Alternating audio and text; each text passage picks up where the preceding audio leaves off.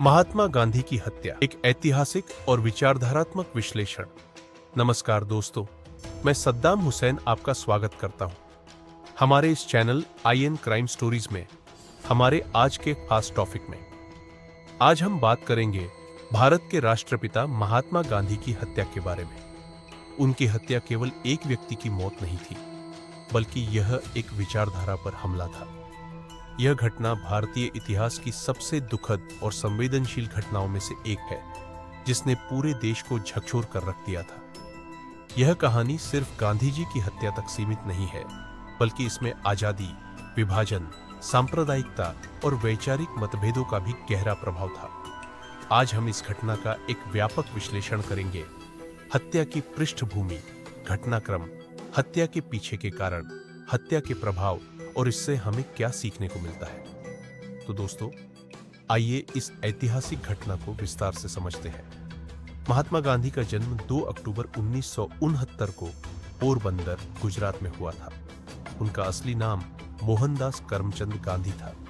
वे सत्य और अहिंसा के पुजारी थे, जिन्होंने अपने पूरे जीवन को देश की आजादी और सामाजिक न्याय के लिए समर्पित कर दिया। गांधी जी का सबसे बड़ा योगदान अहिंसा और सत्याग्रह का सिद्धांत था, जिसके माध्यम से उन्होंने न केवल भारत को स्वतंत्रता दिलाने में मदद की, बल्कि पूरी दुनिया को यह सिखाया कि बिना हिंसा के भी बड़े से बड़ा बदलाव लाया जा सकता है। लेकिन उनकी नीतियों और विचारों से हर कोई सहमत नहीं था। विशेष रूप से भारत के विभाजन के बाद कुछ लोग गांधी जी की नीतियों को लेकर असंतुष्ट थे।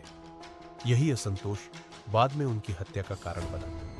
भारत की स्वतंत्रता और विभाजन 15 अगस्त 1947 को भारत स्वतंत्र हो गया, लेकिन यह आजादी बिना कीमत चुकाए नहीं मिली। भारत का विभाजन हुआ और पाकिस्तान एक अलग देश बना। इस विभाजन ने लाखों लोगों को बेघर कर दिया और लाखों की जान चली गई। हिंदू और मुसलमानों के बीच भयंकर दंगे हुए, जिसमें दोनों ओर से निर्दोष लोग मारे गए। गांधी जी ने इन दंगों को रोकने के लिए पूरी कोशिश की।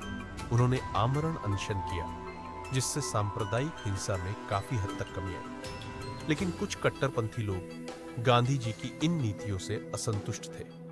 वे मानते थे कि गांधी जी हिंदुओं के बजाय मुसलमानों का अधिक समर्थन कर रहे हैं। नाथूराम गोडसे और उनकी विचारधारा नाथूराम गोडसे एक कट्टर हिंदू राष्ट्रवादी था।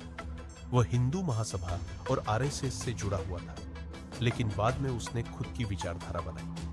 गोडसे को लगता था कि गांधी जी की नीतियां हिंदुओं के खिलाफ हैं और वे पाकिस्तान को बढ़ावा दे रहे हैं। उसके कुछ मुख्य तर्क ये थे। गांधी जी का पाकिस्तान को 55 करोड़ रुपए देने का समर्थन।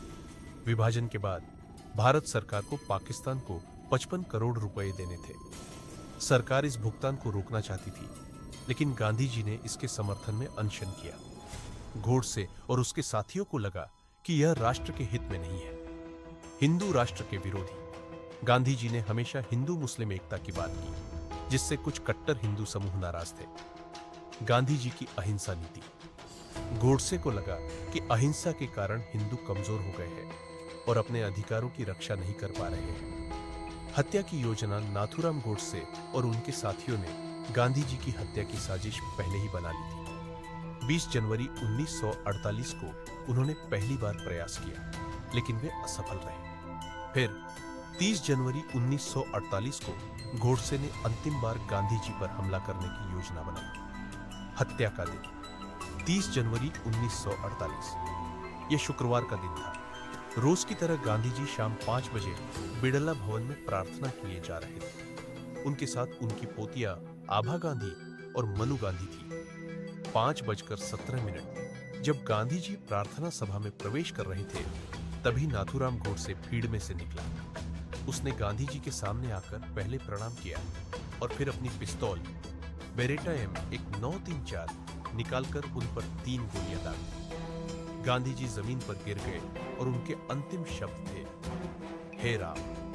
हत्या के बाद का घटनाक्रम गोडसे को घटनास्थल पर ही पकड़ लिया गया। देश भर में शोक की लहर दौड़ गई। गांधी जी की शव यात्रा में लाखों लोग शामिल हुए। 31 जनवरी को उनका अंतिम संस्कार यमुना नदी के किनारे किया गया। हत्या के बाद गोडसे और उसके सहयोगियों पर मुकदमा चला। गोडसे का मुकदमा और सजा 8 नवंबर 1949 को कोर्ट ने नाथूराम गोडसे और नारायण आप्टे को फांसी की सजा सुनाई। 15 नवंबर 1949 को उन्हें अंबाला जेल में फांसी दी। गोडसे ने कोर्ट में गांधी जी के खिलाफ अपनी विचारधारा को स्पष्ट करने के लिए एक लंबा बयान दिया। इस बयान में उसने कहा कि उसने गांधी जी को इसलिए मारा क्योंकि वे हिंदू हितों के खिलाफ काम कर रहे थे। गांधी जी की हत्या के प्रभाव नंबर 1, सांप्रदायिकता पर वार। इस हत्या से देश को यह एहसास हुआ कि सांप्रदायिकता कितनी खतरनाक हो सकती है। नंबर 2, आरएसएस पर प्रतिबंध। गांधी जी की हत्या के बाद तत्कालीन सरकार ने राष्ट्रीय स्वयंसेवक संघ आरएसएस पर प्रतिबंध लगा दिया क्योंकि गोडसे कभी इससे जुड़ा था। नंबर 3, गांधी जी का प्रभाव और बढ़ा। उनकी हत्या के बाद उनकी विचारधारा और अधिक मजबूत हुई। अहिंसा और प्रेम का संदेश पूरी दुनिया में फैल गया। सीख और निष्कर्ष, गांधी जी की हत्या एक बहुत बड़ी त्रासदी थी, लेकिन इससे हमें कई सीख मिलती है। नंबर 1, असहमति का सम्मान करें। अगर हम किसी की विचारधारा से सहमत नहीं हैं, तो इसका मतलब यह नहीं कि हम हिंसा का सहारा लें। नंबर 2, अहिंसा ही समाधान है। गांधी जी ने दिखाया कि बिना हथियार उठाए भी बड़े परिवर्तन लाए जा सकते हैं। नंबर 3, धर्म और राजनीति को अलग रखें। धार्मिक कट्टरता और राजनीतिक हिंसा किसी भी देश के लिए घातक होती है। गांधी जी चले गए, लेकिन उनके विचार अमर हैं। उनका संदेश हमें आज भी प्रेरित करता है कि हम प्रेम, अहिंसा और एकता के मार्ग पर चलें। तो मेरे प्यारे दोस्तों, अगर आपको ये जानकारी पसंद आई हो तो आईएन क्राइम स्टोरीज के इस चैनल को सब्सक्राइब जरूर करें और इस वीडियो को ज्यादा से ज्यादा शेयर करें ताकि गांधी जी की विचारधारा हर किसी तक पहुंचे। धन्यवाद।